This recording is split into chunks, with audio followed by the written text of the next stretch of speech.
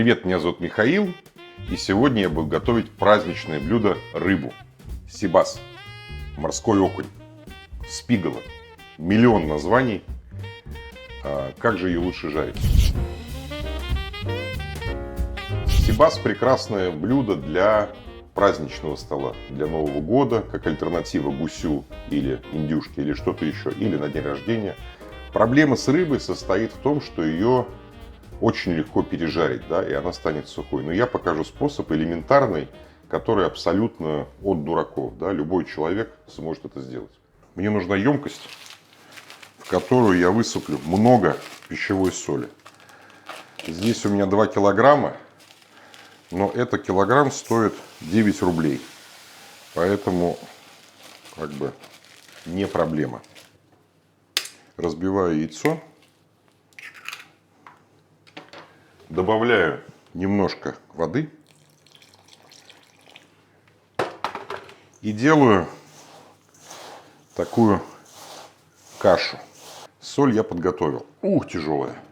Рыбу мне почистили на рынке от внутренностей и от жабер, а чешую мы оставляем, потому что это нам поможет аккуратней запечь рыбу. Я не буду солить рыбу внутри, потому что она будет покрыта солью. Соли будет достаточно. Но я добавлю немножко специй. У меня розмарин, орегано, тимьян. Это не обязательно, но я предпочитаю немного аромата. Я беру веточку розмарина. Одну я просто бросаю в соль, а другую засовываю в брюшко рыбы. Немножко орегано. Засовываю в брюшко рыбы и немножко крошу в соль. И, наконец, тимьян. То же самое в соль, веточку в рыбу. Перец в ступку. Немножко сюда и немножко сюда. Ну, мы эстеты, поэтому добавим дольку лимона. Даже 2 брюшка рыбы. И на этом моя подготовка практически завершена. Мне нужно закрыть противень фольгой, чтобы потом меньше мыть. Я складываю 2 листа, делаю сгиб, разворачиваю. Вот у меня получилась основа для соляной, как это назвать, корочки. Значит, я перемешиваю и высыпаю соль вот так. За счет влаги и яйца она немножко такая стала как, ну не как тесто, конечно, но немножко влажновато. Как в Москве посыпают дороги. И теперь элементарно. Я просто кладу рыбу сверху и закрываю сверху солью. То есть делаю такой саркофаг практически, да? Кстати, хотел спросить, а кто любит, напишите в комментариях, какую рыбу больше всего любите готовить дома вы. Потому что я считаю, я, кстати говоря, редко очень готовил рыбу, пока, но я буду эту ситуацию исправлять. Не страшно, если небольшие трещинки. Такой могилка получилась. Что это нам даст? Когда будет рыба запекаться, по идее, надо запекать 30-40 минут. Да? Но если она немножко перестоит, ничего не произойдет, потому что все соки остаются внутри тушки. Пережарить таким образом рыбу, ну просто надо постараться. Значит, вся подготовка у меня заняла сколько? Минут 5? 3, 5, 7 минут. Теперь я ставлю это в духовку на 40-45 минут и пока отдыхаю. Пока рыба готовится, чтобы если вам нравятся мои передачи, да, то ставьте лайк в этом видео внизу и ставьте колокольчик. Таким образом вы не пропустите новые выпуски. А мне будет очень приятно. А то уже много вроде как подписчиков становится, а подписчики мало смотрят. Надо эту ситуацию исправлять. Ну вот, корочка стала практически каменная. Она порозовела. Поэтому я думаю, что еще минут 10 и все будет готово. Что же делать на гарнир, да? Ведь вроде как праздничное блюдо. А хочешь что-то при этом такое, чтобы не заморачиваться. Спаржа зеленая. Сейчас покажу офигенный способ. Итак, спаржа. Практически бонус-трек. Ее надо почистить, потому что внешняя оболочка, она довольно жесткая и неприятная. А вот это прям чистый сахар. И бросаю в холодную воду. Спаржа бывает белая и зеленая, да? Зеленая растет над землей, белую присыпают. Очень ценится в Германии. В Германии она офигенно вкусная, но бывает только весной. А это, я думаю, что импорт из Перу. Вот, но вполне себе достойный праздничный продукт, который очень можно быстро и легко приготовить. Выкидываю ошметки.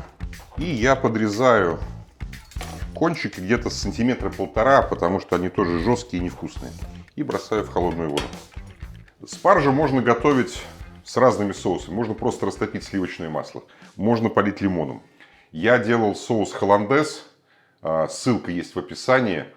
Прекрасно сделать с ним. Но когда у вас гости там и много людей, и много всяких вещей, это геморройно, да, потому что, хочется выпить, а не готовить у плиты. Поэтому показываю офигенный рецепт, который называется винегрет.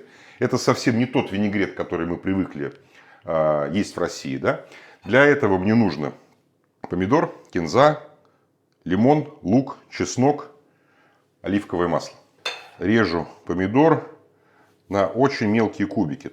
Винегрет – это способ порезки во французской кулинарии. У меня здесь, как всегда, чтобы не скользила доска, я подкладываю салфеточку. Вообще надо брать шалот, но у меня такой сладкий и достаточно хороший лук, поэтому мне нужно его тоже нарезать очень мелко. Где-то половину маленькой луковицы, как будто бы луковичку шалот мы берем.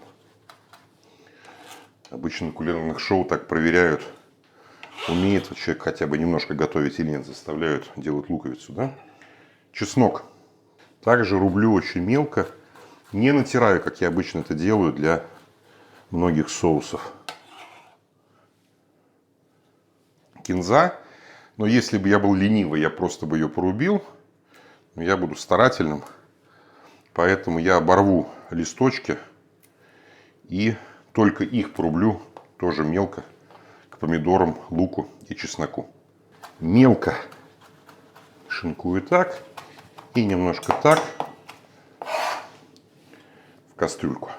6-я часть лимона, немножко лимонного сока. Очень важная вещь. Каперсы. Их можно не рубить. Я беру где-то чайную ложку. Оливковое масло. Щедро. С оливковым маслом я не лицемерю. Немножко перца. Можно добавить перец чили, но я считаю, что спаржа такая деликатная вещь, поэтому не нужно перегружать соус. И заготовка у меня готова. Я пока не солю, потому что соль сразу начнется расслаиваться помидор, поэтому я сделаю в самый последний момент. Все, я готов доставать рыбу.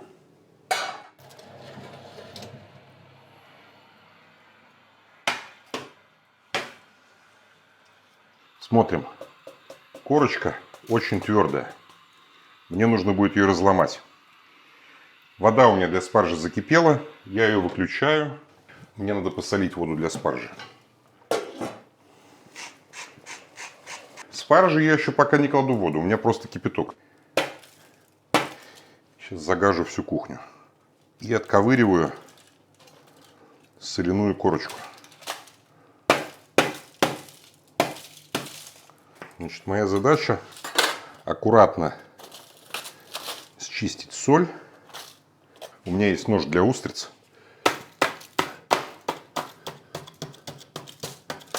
Ну, дело пошло сразу.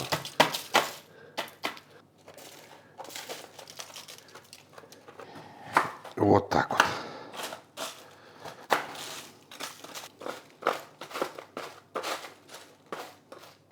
Ну что, пришлось немножко помучиться. Но рыбу я открыл. И теперь спаржа, да? Чтобы получилась хорошая спаржа, ее нужно положить в очень горячую воду, крутой кипяток, буквально на 4 минуты. Поэтому я бросаю спаржу в горячую воду, засекаю 4 минуты и включаю винегрет. Он у меня должен просто прогреться, да, то есть мне не нужно его уваривать и так далее. А пока у меня это делается, я сервирую рыбу. Что мне нужно? У меня рыба была в чешуе, поэтому я беру и аккуратно вскрываю, снимаю кожу. Кожа легко отходит.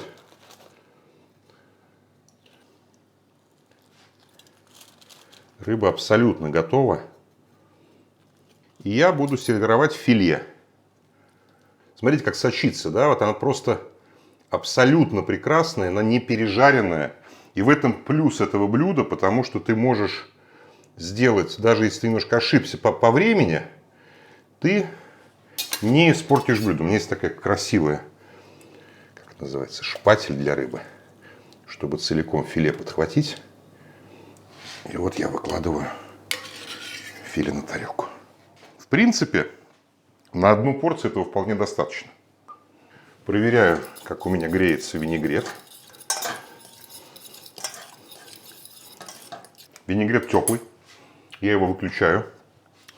Ну что, мы все-таки ребята взрослые, да, поэтому по 2 кусочка-то будет нормально на порцию. Чем хорош сибас? У него кроме костей, то есть обычный окунь наш, да, там речной, он довольно костлявый. Эта рыба имеет кости только вот здесь вот, поэтому они довольно крупные, даже если что-то попадет вам в тарелку, ничего страшного, безопасно практически для всех. 3 кусочка спаржи. Видите, она абсолютно твердая, она не переварилась. Так, теперь я удаляю здесь хребет. Он отходит абсолютно легко. И теперь разделяю филе. Кладу раз, кладу 2 и последнее. Я лично люблю вот эту реберную часть больше всего. Она, мне кажется, самый ароматный, самый жирный. Вот это уже похоже, значит, в ресторане вы бы за это заплатили бы, ну, 1002 рублей. И теперь финальный штрих. Немножко соли. Перемешиваю. И поливаю без фанатизма спаржу.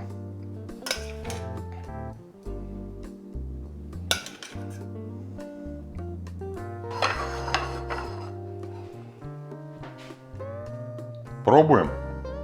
Вообще сибас хорошо и с разными соусами, с лимоном, с холландез, с какими-то еще, со сливочным маслом. Я лично больше всего люблю вот так. Берем. Просто хорошее оливковое масло.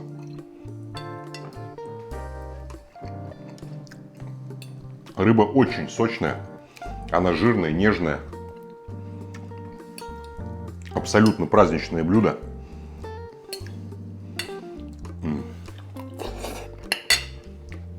Я прям вспоминаю Италию, Средиземное море.